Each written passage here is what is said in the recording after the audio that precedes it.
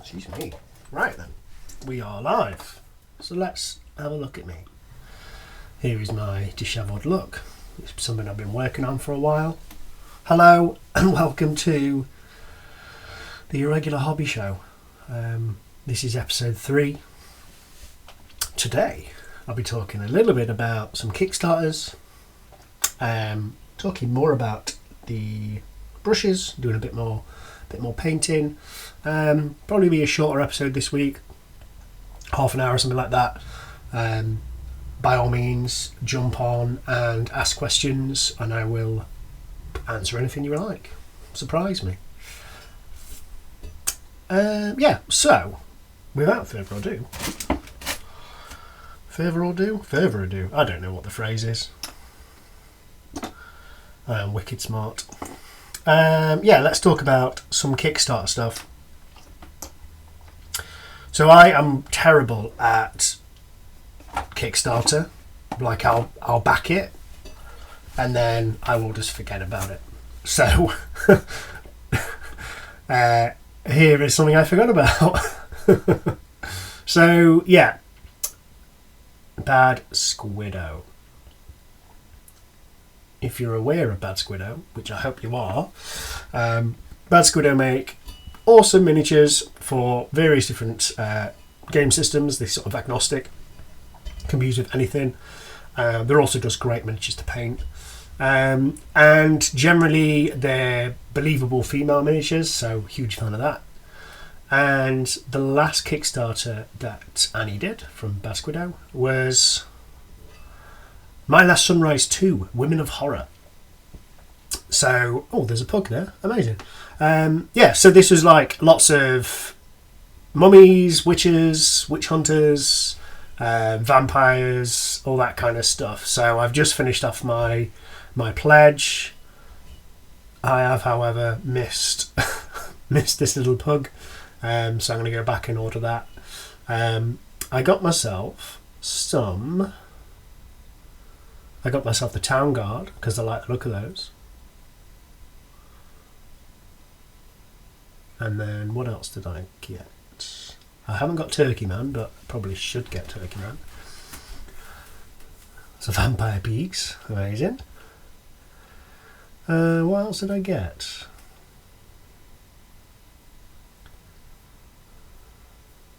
I can't remember. I got a bunch of stuff. I got these Vampire Hunters.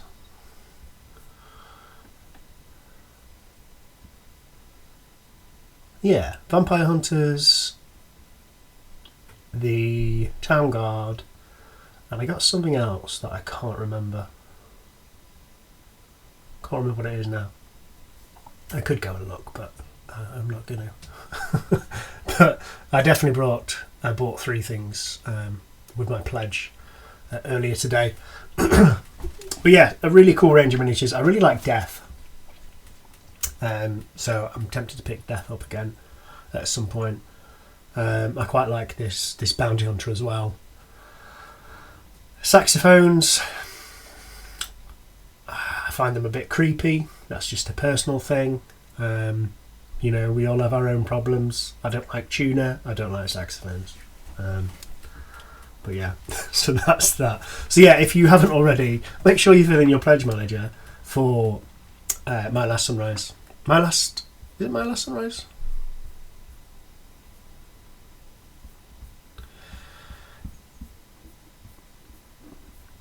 I have scrolled down a lot. Let's have a look.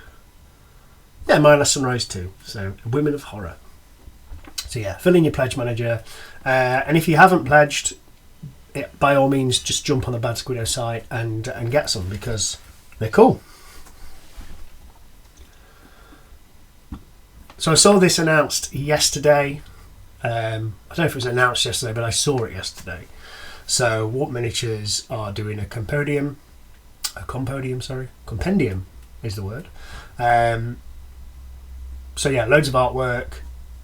This looks like it's going to be great. Obviously, this is about as much as I've seen so far, but knowing the quality of Alex's work, Alex from Arcworlde, or Warp Miniatures even, he's an incredible artist in every aspect. So painting, illustrating, sculpting, absolutely love his work. And yeah, I'm really excited to get that. So 17th of August 2023, 8 PM. Get yourself backing this. I definitely will be. I've clicked the old saved, so I'll get a notification when it's about to go live. I'll share that a bit later on the socials as well. But yeah, there'll be a beautiful hardback and obviously PDF available as well. These days I tend to get a bit of both. Not a bit of both, I tend to get both. I love the physical items, but I also like to be able to search. So, you know, if there's anything if there's any rules or anything like that in there, which I don't think there will be in here, but you know, in general, if there's rules in there, or if it's an RPG, for instance, the physical books are always gorgeous, and then having the digital version allows you to play online or whatever. So, and also just makes it easier to search for things when you're trying to remember a rule. So yeah. And then the last thing to look at today in terms of Kickstarter, my friend Ian at Fenris Games told me about this. I don't know if you went to the UK Games Expo, and you've been to a few other large expos like that, there's a lot of furniture makers selling tables and, you know, gaming specific tables. And yeah, I'm a fan of carpentry. I like doing woodwork myself. I do a bit of whittling. I make electric guitars in my spare time. So yeah, fan of woodcraft in general. But also I don't have like 5 to 10 grand to spend on a games table. I wish I did, maybe one day. But yeah, Ian told me about this. Basically a 3D printable game table, which is a fantastic idea. As you can see, it smashed through its pledge goals, which is a good sign. So $40, no, it's €40, 50 files, ready and tested to be sent to you in a few days after the campaign is funded. So yeah, that looks like probably a great version to go. And you can get a business license as well for $85. So that's cool. So if you've got a 3D printer, then put it to use. That's a really cool idea. I don't know if the Honest Wargamer has seen this, but it's probably worthwhile looking at this. I know they do a lot of 3D printing, even just for their tables. This might be a good idea. Little storage units, but yeah. So, like those super expensive, bespoke made wooden, beautiful oak and whatever gaming tables, there's basically a 3D printable version, which will allow you to make it however you like it. So it's bespoke, it's modular as well, so you make it into whatever you like, and it looks like it just sort of fits around your actual game table. So yeah, really, really interested in this. I'm going to back this, I think. I'll do that off camera because, well, that's how it fits together. That's clever.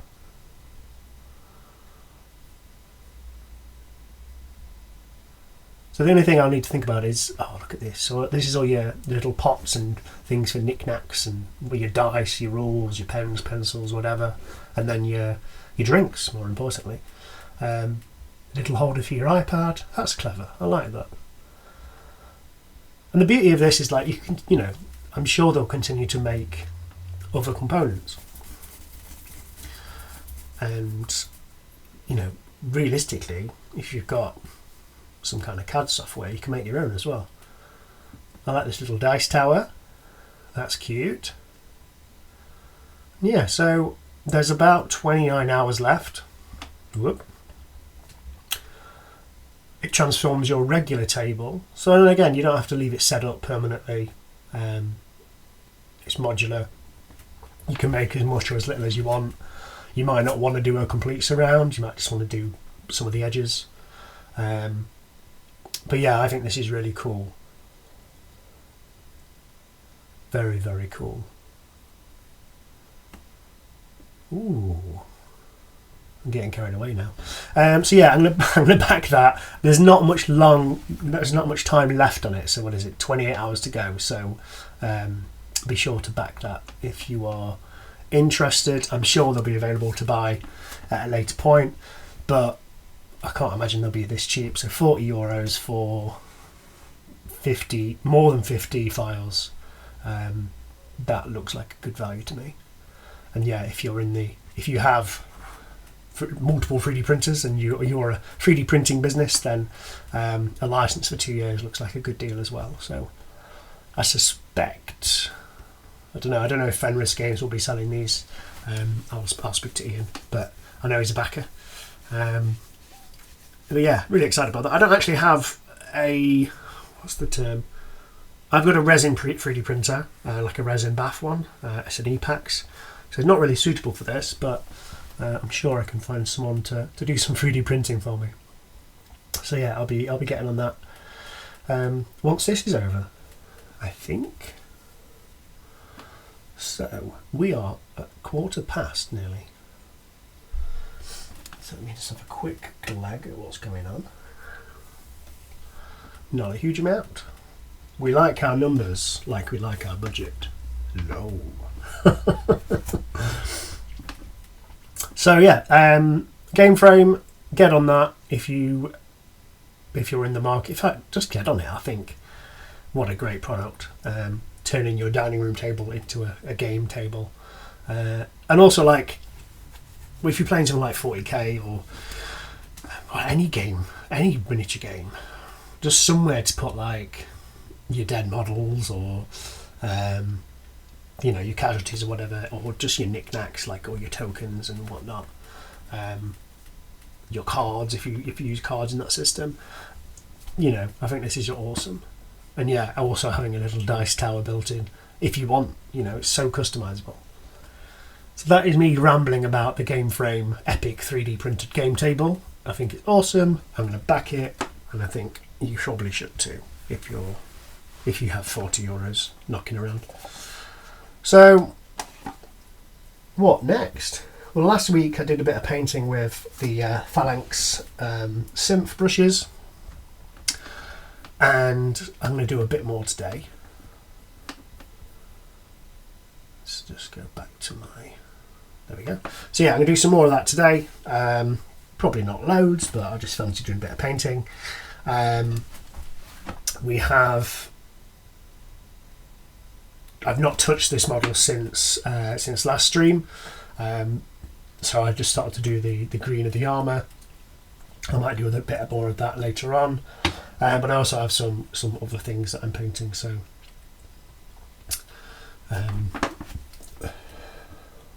some ape trolls from Relic Blade. Doing great today. Excuse me. And then I've got my my dashing dinos that I'm going to start painting as well. I'm saving the rabbits for my daughter. She's going to paint those. So I'll show those off once she's painted some, and you can see what they're like. I'm sure they're going to be fun. I showed off last week. We were painting the Bluey figurines. They're I guess they're like 120mm scale. They're big, so not great for Warhammer, but I guess you could use one as a dreadnought or something. So get Chili and Bandit as dreadnoughts for your Slaanesh army. I don't know. So that'd be cool. So yeah, I'm going to do a bit of painting. I just wanted to show off the palettes again. So I've been using the Turbo Dork palettes. See if I go to top down. So these are designed to just pop out your paint. So this was a mixture of Turbo Dork and Too Thin Coats. You can see the Turbo Dork, it has like a scratch and chip resistant finish, so it dries really hard but flexible, so it's actually really good for kind of protecting your miniature in some respects. But yeah, so like they just peel off really easily. I could rinse it under a tap and it'd be clean as day, clear as day, clean as a whistle, or some other phrase about being clean. But yeah, these are quite cool. I like them. I'm probably going to give a couple away because I've got 4. I don't need 4. I think I'll keep 2. So I've got the smaller ones and the larger ones. Let me know how you think I should give them away. I might just do it on the emailing list. Join the mailing list and find out, and we'll give some of them away. I won't give away the ones I've used because that'd be a bit crap. But yeah, the good little Turbo Dork embossed there from where it's been cast. I don't know if you can really see it, but it says Turbo Dork there. And yeah, the clippers that I got from Turbo Dork, which again I'll be stocking these. They say Turbo Dork too, and they're really, really refined, really precise, refined like a gentleman. They're really precise cutters. So I'll be stocking those as soon as I can. I think we need to get Gen Con out of the way first, and then I'll know more information about pricing and that kind of thing. But yeah, so these will be available to buy, as will the snippers, and probably the brushes as well. We're still waiting to hear back from Game Envy about where they're manufactured. Again, I don't want to basically re-import stuff that's made in the UK from the States, because that's like a huge, hugely wasteful way to go about it. So still waiting to hear back on that, but as soon as I know, I will let you know, and also make a decision on whether to stock them or not. I think they're really good so far. I mentioned last week that the number 3, I'll show you again. The number 3 is actually really similar in size to the number 2 Broken Toad. So the sort of turquoisey blue Phalanx Synth is the one I'm talking about. As you can see, this is a size 3, but actually it's not got a huge body to it. So I probably want like a 4 or a 5 in reality, because I do like a bigger brush for doing like blocking in or whatever. So at the moment my Broken Toad is one of my go-to brushes still. But I do really like this set. Again, I'll talk about it a bit. It's 5 brushes. You get a size 3, a size 1, a 00, a 000, and a 50. So yeah, that's for if you're doing eyelashes. Then your 50 is going to be absolutely stellar. But what I really like about these is the points are really good. Synthetic brushes hold their point really well because they're really robust. But yeah, you can see the point's really good. So that's on the 1. But even on the 3, I just wet it. Lots of spring to the brush. So yeah, you can see the brush I do like to use the same brush for a lot of things, just because I don't just chop and change brushes all the time. Not that you do chop and change all the time, but changing to do different sort of bits of detail. I don't know. I just don't like to do it for whatever reason. Not that I'm a great painter in the first place, but maybe I should change brush more and be a better painter. I don't know if that's the thing. But yeah, I think most people use like 1 or 2 brushes. So like a 000 or 0 for fine details if you've got really good brush control, and then something larger for blocking in. But any good brush will have a good point, which will allow you to do more than you'd expect. But again, a lot of it's about brush control, so you know, if you develop the brush control, then I think you can get away with a larger and larger brush. But that's just me thinking. That's my thinking. So, Dashing Dinos. Which one am I going to do? Done a lot of green recently. Not done a lot of blue. I don't do much orange at all. Let's do some orange. So I do have a couple of orange choices. I've got Hobgoblin Orange just here. I'll give that a go. But I also have the oranges from Tooth and Coat. So I'm going to try with these. Give these a try. Let's have a look. As you can hear, they've got the agitators in already, so no messing around. This is great television. Yeah! I do have a vortex mixer, but it's not plugged in right now. So this is like an orange going into a yellow. I've done a Zenithal on all of these miniatures. I've done the Zenithal undercoat on all the miniatures.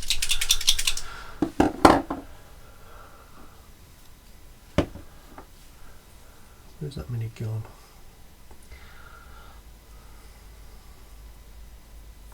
There it is. Oh, it's a she. Classic. So she just came off. She's just come off the plastic. So I'm just going to use a different one. I didn't glue her down very well. Let's use that guy. So got a dude here with some big hammers. He's going to get painted orange instead. So we'll just start with the darkest, so rust orange. Hope you like my desk. It is like this all the time. You know, I think it's got a bit of character. It's lived in. There's always something going on. There's always projects and whatnot.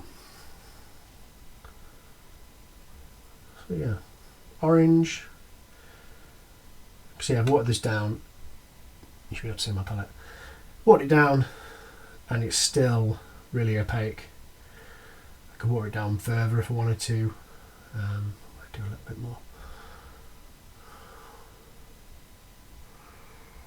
And then I'm just going to slap this all over the skin.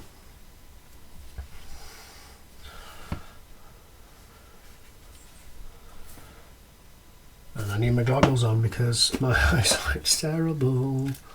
I broke my glasses the other day, so I'm wearing these red ones, which are really for computer use, which is fine because I'm at a computer, but I don't think the prescription's ever been right, and after a while they just sort of hurt my head. Give me a headache basically, which is great when you need to wear glasses all the time. So what's this guy got? He's got alarm straps, but he's got a lot of flesh, so that's cool.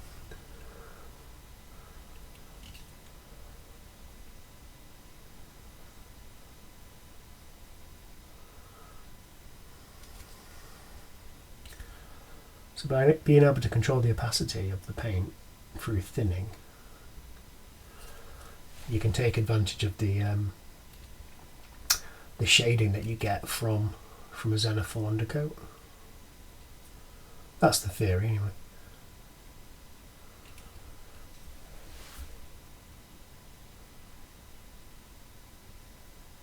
Probably have some background music for this, but again, keeping it low budget until it matters.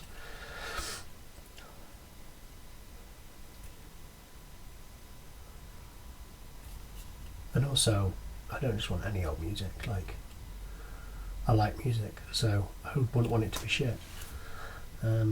So yeah, there we go.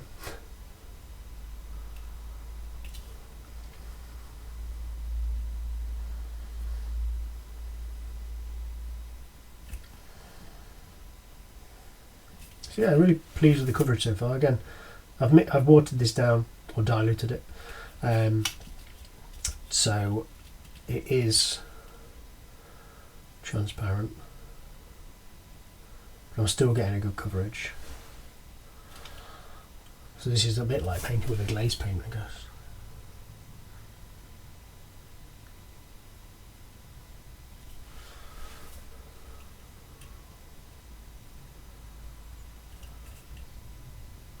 Another thing I like about this Zenithal undercoat is that it really helps you understand the miniature a bit better. So I've never painted these miniatures before. It's not like painting a Space Marine where I've done it, you know, loads of times.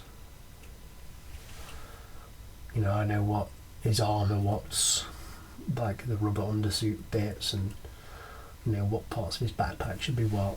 I've never painted one of these before. I've got the box art in front of me, but at the same time I can only see the front of it, so, or from one side, so I don't know what the back looks like.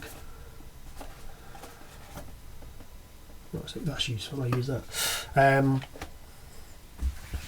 So yeah, it's by doing these Zenithal, it sort of highlights everything for me. So if it was just undercoat of black, then it's, to me, it's sometimes hard to see, depending on the sculpt, what sections are what. Like for instance, the back here, it's hard for me to tell where the straps ended and where the skin began. So the Zenithal highlight helped with that, because obviously it's picking out the raised areas.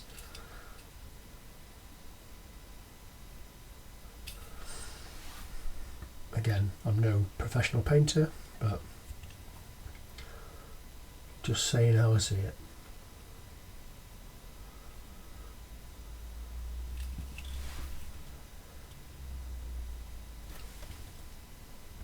I think like most people, I just enjoy painting. I know some people don't enjoy painting, but I enjoy it. I just don't get much chance to do it between day job and growing a business, or 2 businesses now.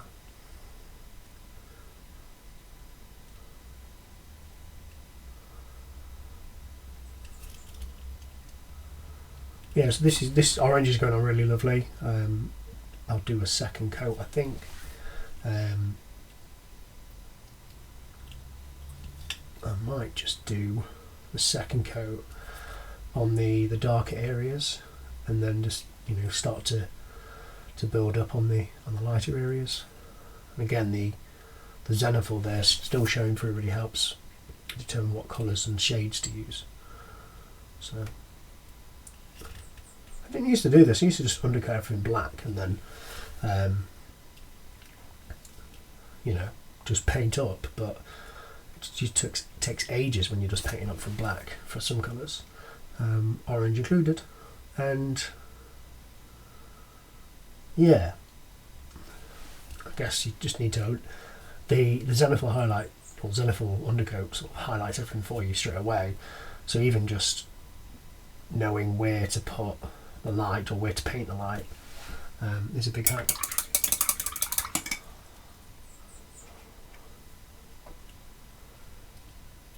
So yeah, if you just joined us, we talked about Kickstarter earlier. We were talking about the game, what's it called? Gameframe. Pop to it for a second. So Gameframe is a 3D printable gaming table.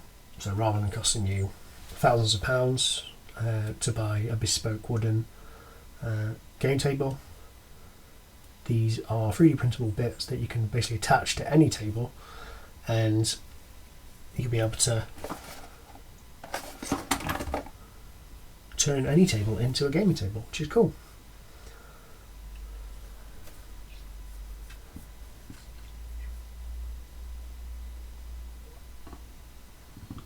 There we go. So yeah, any questions for me, just give me a shout. More than happy to answer anything.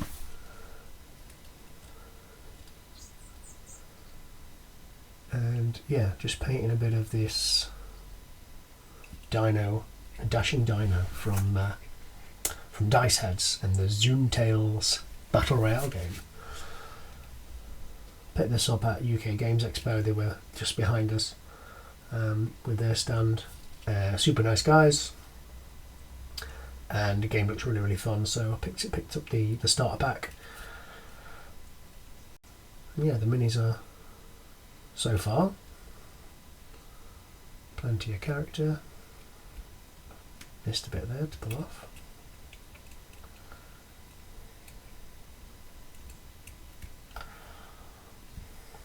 And I've just broken them off the base because I'm an idiot. Obviously haven't glued them very well. Failing at hobby today.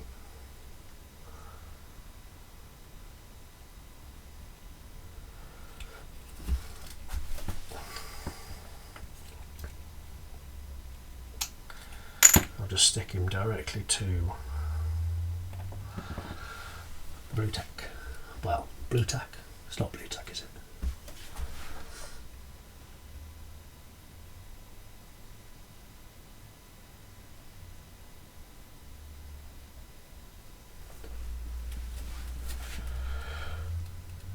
So yeah, I'm going to just do a bit of this, and then, like I say, it's going to be a shorter episode today. I've kind of talked about what I wanted to talk about.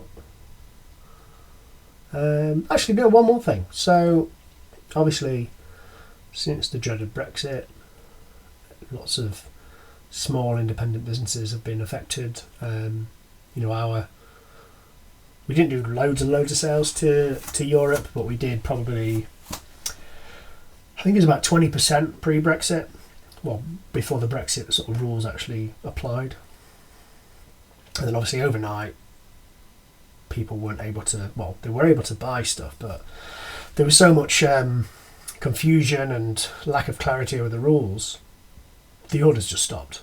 And I know several businesses that are in the same boat where they just didn't get any EU orders anymore, which sucked. And I know, you know, some people that they're something like 60% of their sales were to the EU. So you can imagine with those drying up overnight, it's been really difficult. The good news is, for us at the moment, we are going through registration at the moment to be able to sell through the EU and take care of the import customs fees and stuff at point of sale, rather than you buy from the UK, it ships to you, it has to go through customs, and you end up having to pay your customs fees, your VAT, or import taxes or whatever. So this will just simplify things massively. It'll all be done at purchase, and we'll have, it's called an import, it's an IOSS number. So basically we report our taxes to the European authorities directly, rather than it being done at customs. So the great thing about that, or several good things, is it simplifies the purchase journey for any of our EU friends, and it means it doesn't get stuck in customs for days. So we've had quite a few orders that they've gone to customs, and then the person's either not received the letter to say they need to pay a fee, or they've not got back in time, and the parcel's been shipped back to us, which no one wants. So this will avoid that, because they'll fly straight through customs because it's already been handled. So I'm really looking forward to be able to post about that and give an update on when it's actually available. I'm hoping by the start of next week that I'll have something to announce, and I'm really excited to be able to sell to Europe again with ease. I can still sell to Europe, and I still do, but again, it's just a bit harder without when you have to go through customs and everything. It's just a bit of a ball ache. So if I can help everyone out, being able to smooth that sales process and shipping process, then awesome. And then once I've done it, if you are a small business and you want some help, some advice on that, I can talk you through what my experience was or has been so far. Obviously it'll be an ongoing one, but I'm happy to share. There's lots of good friends that want to sell to Europe again, and again their orders have dried up massively because there's so much confusion around it. So yeah, I'm just going to finish doing the skin. I say finish it, I'm just going to paint this one layer, and then I think that might be today's show. Not a huge amount to report at the moment. We do have a Relic Blade order on the way, so we're going to get the token sets back in stock and a bunch of other stuff like the Storms of Corral. We have the Tabletop Scotland, we're attending that in a few weeks' time, and that's the same weekend as the 2K for 2K charity stream that I'm going to be involved in as well. So if you follow us on Instagram, you've probably seen that I'm doing a fundraiser.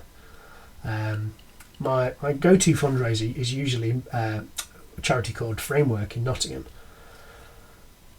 But if you are so inclined and you want to do a donation of any kind, just because you're feeling like you want to be good on a Friday, or you've got a few pounds to spare, then consider donating to mine as part of the 2K for 2K. I'll share links on my socials. There's going to be a 24-hour stream. I'm going to be joining them for an hour, I think, on the Friday, so quite soon after it starts. I'll be at Tabletop Scotland at the time, so that'll be interesting. I'll probably be in a hotel room or something, trying to get the stream to work. So I'm aiming to paint on stream with them, but we'll see if that actually is something I can do. It obviously depends on the hotel Wi-Fi and what setup I can take with me. I should be able to take like an overhead or whatever, so I should be able to do it, but again, I just don't know at the moment. So we shall see closer to the time. But yeah, I'll be joining them for a chinwag at the very least for an hour, just to keep them company, keep them sane, although at that stage they'll still be quite sane, I think, despite having signed up for this 24-hour job. But yeah, 24-hour live stream, K-Legs, the Ginger of Chaos, Dasmall, a few other people. Loads of people are joining them, but they're the main people painting throughout the day. It's again 24 hours. You've got Quips the Nerd joining, you've got Peachy, Suggs, the Suggernaut, Louise Sugden, and loads of other cool people. So James Otero, I think that's how you say his name, James from Siege, super lovely guy. He's going to be joining them for a bit as well. So yeah, a whole bunch of cool people, and me, hanging out, talking hobby, probably talking a bit of mental health, doing some painting, having a good old time, trying to raise some money for charity. So yeah, 25th of August, I've posted about it a few times, I'll continue to post about it, and I hope to see some of you there. Right, that is the skin, one layer of the skin done. I'm going to carry on with that, hopefully do a bit more in time for next time. But yeah, that has been the Irregular Hobby Show. It's irregular because I make it up as I go along. It's a very loose format, but you know, you want to keep it irregular. Can't constrain me with your rules. Anyway, it's been emotional.